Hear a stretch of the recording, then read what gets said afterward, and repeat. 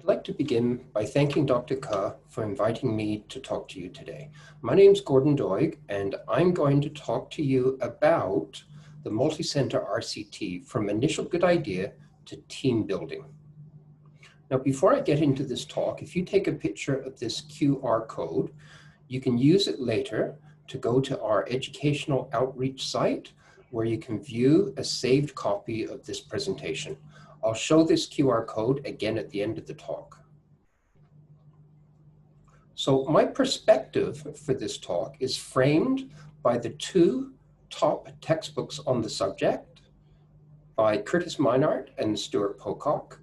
I'll show these again in detail at the end of this talk, but I'm also going to bring to the table some experiences I have gained through the conduct of multiple multi-center randomized control trials. These are the four key lessons that I'm going to talk about today. The importance of choosing your research question, the importance of your project teams, the importance of your participating sites, but perhaps most importantly, the importance of your grant funding agency. Conducting a multi-center RCT is very complex. Managing your own friends in your own ICU is sometimes difficult, but in a multi-center RCT, you must manage different colleagues from different sites, many of whom you don't even know, and some of whom may be senior to you. To manage your project, you will also need to guide a management committee, a data management committee, and a clinical coordinating committee.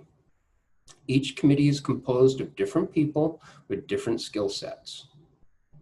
You must ensure there's excellent communication within each committee and between all committees. This level of complexity makes multi-center trials very expensive. So the most important lesson here is because multi-center trials are complex and expensive, your research question must be important. Let's look at our clinical trials teams from a different perspective. Before your study even starts, you must assemble at least 3 different teams. You need an experienced grant writing team. This team must have clinical and research expertise, and it must include a senior biostatistician or an academic clinical trialist. You need a data management team. You should probably collaborate with a recognized data management center led by a biostatistician or academic trialist who is named on your grant. And you need a network of participating sites. This can actually be one of the most difficult aspects of conducting a multi-center RCT. So this is why I recommend you do it before you get this network together, before your trial even goes for funding. You need to make friends. You need to agree to help your friends in the future if they help you now with your proposed trial. So all 3 of these teams need to be proposed before you write the grant. Few people will be members of all 3 teams, and members should be selected because skills are appropriate for a specific team. Also, be careful you don't make your teams too big. Lesson number 2, good teamwork is the key to success of a multi-center randomized controlled trial, so choose your team members wisely. Now let's look at the ideal participating site. And remembering that a multi-center RCT is very complex, the ideal participating site plays an important supportive role. Before the trial starts, the ideal participating site should be willing to help identify problems with the study protocol and discuss solutions. But after the trial starts, time for discussion is over, and the ideal participating site should implement the study protocol with little fuss or argument. The ideal participating site should be willing to be managed and guided by the management committee. And the ideal participating site should have both clinical experience and research expertise in the area to be studied by your project. So here's an example grant I put together, and I want to emphasize the importance of clinical expertise in putting together your project.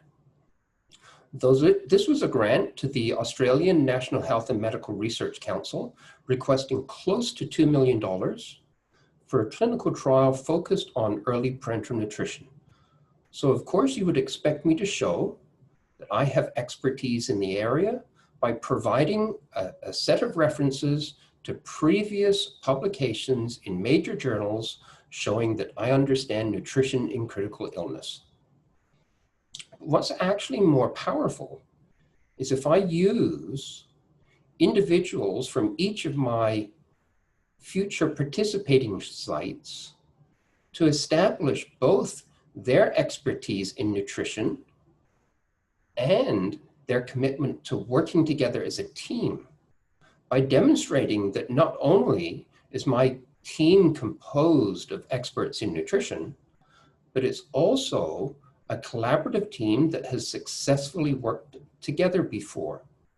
Because a team with clinical expertise significantly improves the chance of grant funding success. Next, let's look at research expertise. This is the same grant that we talked about on the other slide, and is a grant to the NHMRC requesting close to $2 million.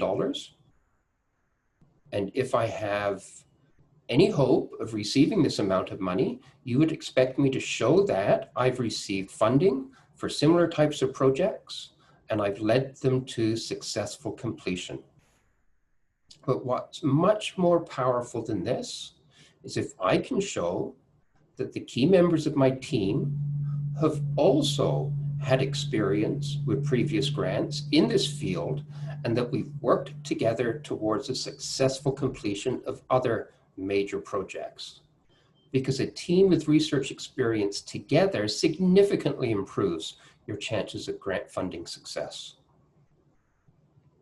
So the ideal participating site, to summarize what we saw before, not only helps you conduct the trial, but also helps you secure funding for the trial. Finally, I want to emphasize the importance of understanding your funding agency. So in Australia, our big government funding agency is the National Health and Medical Research Council. And every year they put out a call for major clinical trials. And they tell you at the beginning of their call for projects that they want to fund well-conducted clinical trials that result in improvements in health and healthcare practice or policy. The NHMRC is not interested in funding a clinical trial to understand physiology with the end product of being new knowledge gained. Although this is very important, you have to go to a different funding agency in Australia to get these types of trials supported. To be considered important enough to fund by the NHMRC, I must show my project will improve health and change practice or policy. So back to this grant submission, requesting close to $2 million. This is the same grant I've shown you all the way through. In our grant, we present evidence demonstrating early parenteral nutrition may reduce mortality, but that's not enough to demonstrate potential for health improvement. We also conducted an audit and report our results, demonstrating that few critically ill patients in ANZ actually receive early PN. So this demonstrates a huge potential for health improvement. One of the previous references I showed you was for the development of a national level evidence-based guideline for nutrition and critical illness. So in this grant, we also explicitly express our commitment to practice change by incorporating any results from our new clinical trial into an updated nutrition guideline. So we clearly try to fulfill both of the main priority areas of this funding organization. And we were, of course, successful in receiving this grant because we understood our funding agency. and our funding agency will only fund what they think is important. So to summarize the 3 lessons I just tried to communicate to you, number 1, because multi-center RCTs are complex and expensive, your research question must be important. Number 2, good teamwork is the key to success. So choose your team members wisely and present your entire team in the best light possible, demonstrating clinical expertise, research expertise, and the fact that they have worked with each other successfully in the past. Number 3, the ideal participating site does not just help you conduct the trial you're trying to initiate, but they can also help you secure funding. And number 4, it is crucially important to understand your funding agency's priorities because they will only fund what they think is important. Finally, I want to link number 1 and number 4. At the beginning, in lesson 1, perhaps you thought that it was you or your colleagues who decided which question was important, but actually it's your funding agency. You must frame your research question from their perspective so that you make your project appealing to them, because your granting agency will only fund what they believe is important. Thank you very much for your time. This is the QR code that I showed at the beginning of my talk. If you take a picture of this, you can use this to access our education site and download a copy of this presentation. And these are the 2 textbooks that I promised to present in more detail at the end of this talk. They are both well worth having if you expect to conduct clinical trials of your own. Thank you very much for your time.